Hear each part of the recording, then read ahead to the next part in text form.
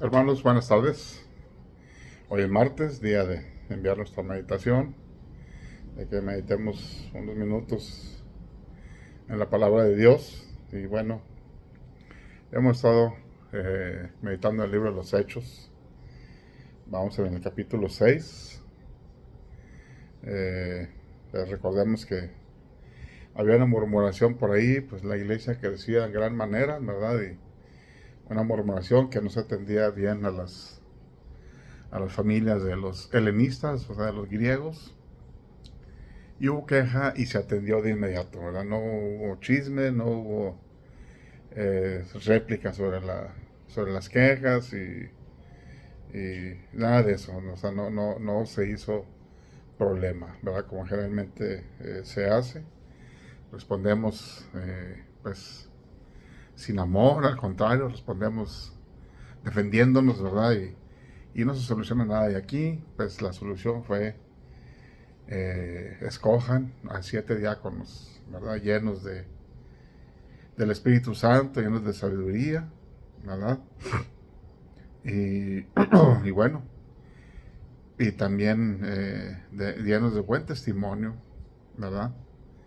Y los pondremos sobre esta tarea. No eran personas cualquiera, como comentaba yo el domingo, no eran personas cualquiera, eran unas personas de buen testimonio y llenos del Espíritu y de sabiduría. O sea, eran hombres escogidos, ¿no? No es que se escoge a los diáconos como es material, eso hay a cualquiera que pongas, no. Llenos de buen testimonio, del Espíritu Santo y de sabiduría. Porque es tan, eh, es como dijera, tan importante el servir la mesa para el Señor como para predicar su palabra. Y dice, no es justo, no conviene que nosotros sigamos sirviendo las mesas y que no nos dediquemos a la oración, ¿verdad? Dice, no conviene que descuidemos la palabra de Dios para servir las mesas. Escojan a estos hombres, ¿verdad?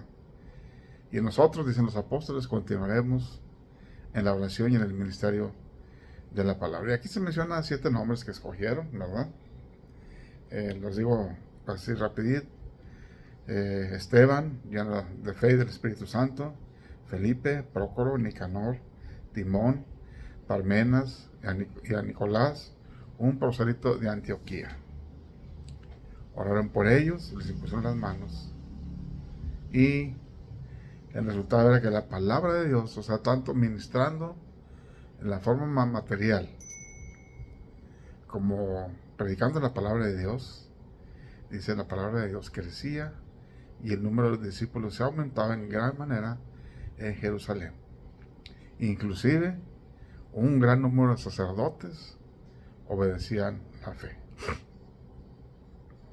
Y aquí ya inicia el misterio de uno de ellos, ¿verdad? Que fue muy cortito, Esteban. Y es Esteban lleno de gracia y de poder, hacía grandes prodigios y milagros en el pueblo. Y se levantaron algunos de la sinagoga llamados de los libertos, de los sireneos y los alejandrinos, y de los de Cilicia y de Asia, discutiendo con Esteban. Y no podían resistir la sabiduría de Esteban, ¿verdad? Entonces sobornaron a unos hombres para que dijeran, le hemos oído hablar palabras blasfemas contra Moisés y contra Dios. Ellos incitaron al pueblo, a los ancianos y a los escribas, se levantaron contra él, le arrebataron y le llevaron al Sanedrín. Luego presentaron testigos falsos que decían, este hombre no deja de hablar palabras contra este santo lugar y contra la ley. Porque le hemos oído decir que este Jesús de Nazaret destruirá este lugar y cambiará las costumbres que Moisés nos dejó. Entonces todos los que estaban sentados en el Sanedrín, cuando fijaron los ojos en él, vieron a Esteban, la cara de Esteban, como si fuera la de un ángel. Qué tremendo, ¿verdad?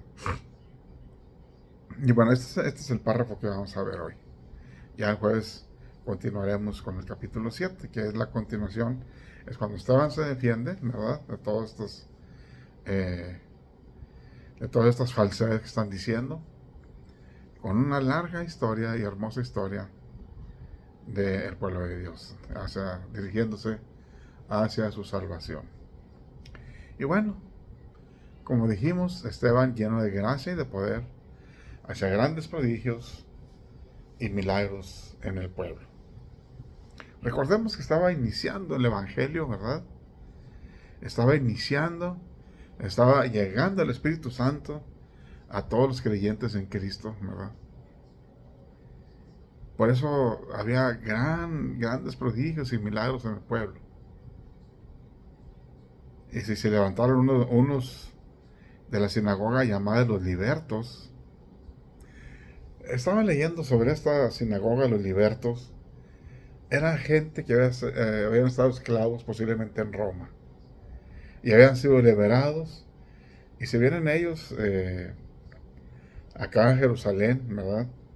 Y habían hecho ellos una sinagoga. Pues para poder... pues eran judíos prosélitos, eran gente que había creído en la ley, ¿verdad?, de Moisés. Habían sido liberados, por eso les decían los libertos. Otros les llaman los libertinos, porque se daban muchos lujos, ¿verdad?, como creyentes en Dios, ¿verdad? Y bueno, de los cireneos, de Cirene, los alejandrinos, que eran de Alejandría, que eran de Grecia, ¿verdad?, de Cilicia y de Asia, discutiendo con Esteban.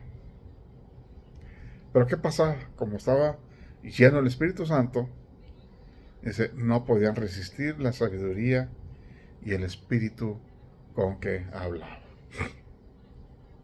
¿Por qué? Porque les estaba refutando todo, les estaba predicando el Evangelio, ¿verdad? Ellos se defendían predicando el Evangelio, hermanos. Y como siempre, ¿verdad?, dice, entonces, como no podían resistir la sabiduría de Esteban, ¿qué es lo que pasó? Pues sobornaron a unos hombres para que dijera, le hemos oído, les hemos visto hablar blasfemias contra Moisés y contra Dios. Era básicamente la misma estrategia cuando Cristo también, es que Él dijo que iban a destruir que el templo y en 3 días lo iba a levantar. Y es que dijo que Dios era su Padre. Y aquí pues los mismos hermanos, las mismas gentes, ahora contratando a gente pues sobornables, ¿verdad?, mentirosas. Le hemos oído decir palabras blasfemas contra Moisés y contra Dios.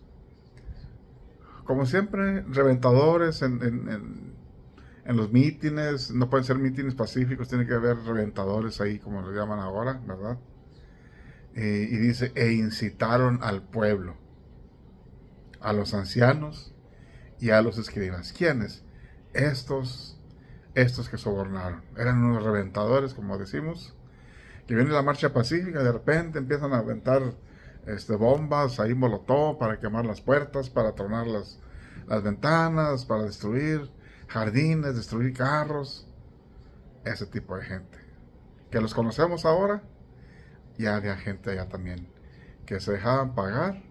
A estos también les pagan por ir a reventar una reunión. O sea, del partido que sea, hay reventadores de los partidos contrarios para que vayan y revienten esos mítines, ¿verdad? Y aquí pues era igual.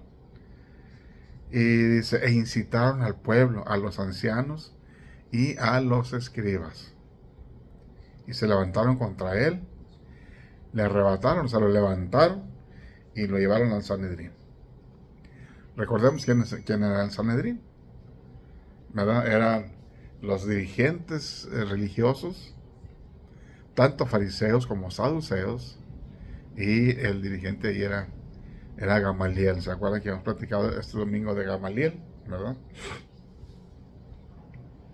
Que él dijo, pues no hagan nada, porque pues si esto es de Dios, van a estar ustedes luchando en contra de Dios y no van a poder con este movimiento. Y aquí vemos, ¿verdad?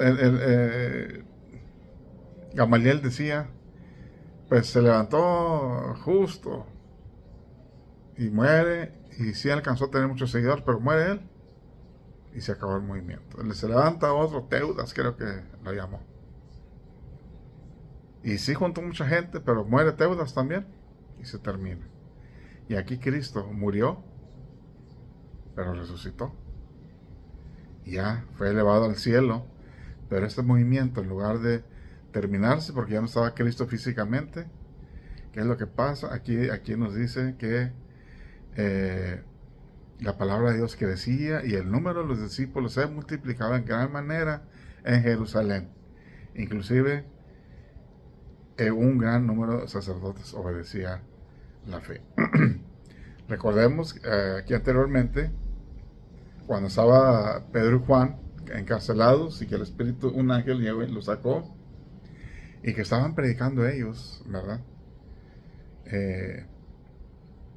Pues dice que en la madrugada los mandaron sacar para golpearlos y decirles que no predicaran. Ya no estaban porque el ángel los había sacado. Y alguien les dijo, ¿saben qué? Estos me los encontré ahí en el templo, muy temprano, predicando. Vayan por ellos, fueron los trajeron, ¿verdad? Y dice que juntaron al Sanedrín y a todos los ancianos de Israel. Y va a ser muy importante esta junta, ¿verdad? Porque ya se estaba manifestando el Espíritu Santo por todos lados con la predicación de los apóstoles y todo el mundo estaba, dice que inundaron a Jerusalén con esta doctrina, ¿verdad? Y bueno, pues llamaron al Sanedrín, llevaron al Sanedrín a Esteban, ¿verdad? Para que lo enjuiciara. Y presentaron a los testigos falsos que decían, este hombre no deja de hablar palabras contra este santo lugar y contra la ley. ¿Se imaginan? Pervertido, mentiroso, que lo habían sobornado, hablando de la santidad del lugar y contra la ley, ¿verdad? Dice, porque le hemos oído decir que este Jesús de Nazaret destruirá este lugar y cambiará las costumbres que Moisés nos dejó. Y bueno, pues sí estaba cambiando las costumbres que Moisés dejó, ¿verdad? Porque ya estaban dejando de circuncidarse, de juntarse los sábados, de ya no tener holocaustos. ¿Por qué? Porque aquel Cordero Divino ya había venido en lugar de todos los toros, de todos los machos cabríos, de todos los corderos, ya había venido el Cordero Divino a ser sacrificado por su pueblo, ¿verdad? Todo aquel simbolismo de los machos cabríos, de las ovejas, de los toros, de las palomas, todo ese simbolismo se había cumplido en Cristo, el gran Cordero Divino, ¿verdad? Y sí, iba a cambiar muchas cosas. Y no eran blasfemias, no eran mentiras, ¿verdad? Pero ellos lo estaban amenazando con eso, estaban mintiendo con eso. Les hemos oído decir que este Jesús de Nazaret destruirá este lugar. Y sí, en el año 70 fue destruido el templo, ¿verdad? Y cambiará las costumbres que Moisés nos dejó. Y qué tremendo cómo el Espíritu Santo se está manifestando en este momento en Esteban, ¿verdad? ¿Y qué dice? Entonces, todos los que estaban sentados en el Sanedrín, cuando fijaron los ojos en Esteban, vieron su cara, vieron su rostro, como si fuera la cara de un ángel. No sé cómo la verían, no sé si brillaba o tenía un resplandor, yo no sé cómo la veían, pero ellos identificaron en la cara de Esteban un ángel, ¿verdad? Y era precisamente el poder tremendo de Dios lo que estaba manifestando. Yo me imagino que algo similar sucedía con Moisés, ¿verdad? Cuando baja de aquel cerro con los 10 mandamientos, ¿verdad? Que dice que le brillaba la cara. Él no se da cuenta, pero le brillaba la cara, ¿verdad? De tanto estar expuesto a la presencia de Dios, ¿verdad? A una presencia muy real, muy cercana en ese momento. Dice que tenía que ponerse un velo para que pudieran platicar con él. Y vemos aquí a este varón, a Esteban, ¿verdad? Y sentados en el Sanedrín, todos vieron su cara como si fuera la cara de un ángel.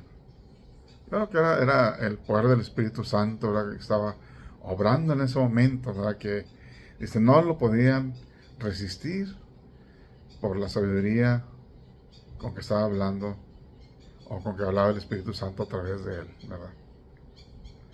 Y aquí pues era básicamente lo mismo, ¿verdad? No podían resistir, ¿verdad? Y vieron como que si fuera un ángel Esteban. Y esa es la presencia de Dios, ¿verdad? La presencia del Espíritu Santo en nuestras vidas. Quizá no nos vean como ángeles, quizá no sé, ¿verdad? Pero cuando predicamos la palabra de Dios hay milagros. Milagros en un sentido que la gente es transformada por el Espíritu Santo. De un corazón duro a un corazón de carne, tierno, que entienda la palabra de Dios, ¿verdad? Y bueno, hermanos, este es el primer párrafo bueno, ya el último párrafo, más bien del capítulo 6. Ya este próximo jueves empezaremos con el capítulo 7, ¿verdad? Y recordemos que se estaba extendiendo en gran manera el Evangelio, y era tremendo porque dice que iban creyendo miles y miles y miles y miles de gente. Como vemos aquí, y el número de los discípulos se multiplicaba en gran manera en Jerusalén. Inclusive un gran número de sacerdotes obedecían la fe. Pues hermanos, que el Señor los bendiga y los guarde. Y este próximo martes nos volvemos a ver para ver una nueva meditación del capítulo 7, del primer párrafo del capítulo 7. Que el Señor los bendiga y los guarde, hermanos.